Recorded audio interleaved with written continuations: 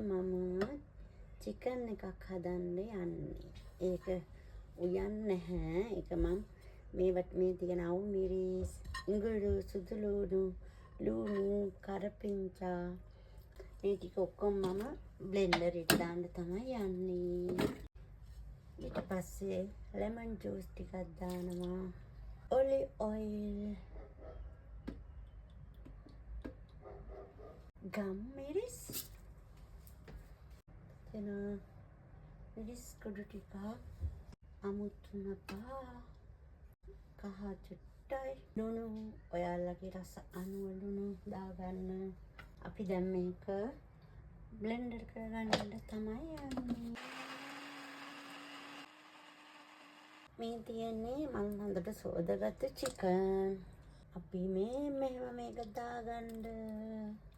ඒක නිකනු චට්නි එකක් වගේ කන්න පුළුවන්. දැන් අපි මේකට මේ තන්දූරි පවුඩර් චූට්ටක් විතර දාගමු. ඒක නිකන් අර ලස්සන පාට එන්න. යෝගට් චුට්ටක් තිබ්බනම් හොඳයි. හැබැයි අද මට ගෙදර යෝගට් නැහැ.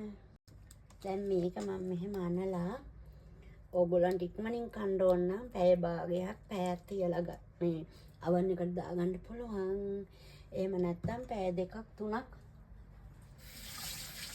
දවසක් හරි තියලා දාගන්න පුළුවන්.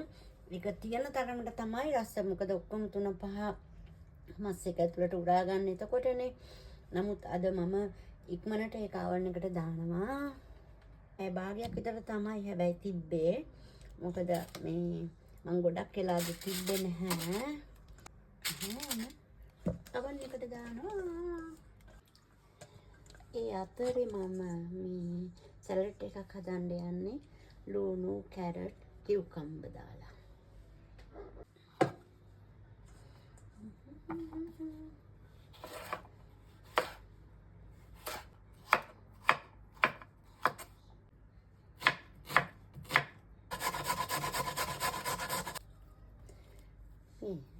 මෙහෙම ගහගත්තාම අපේ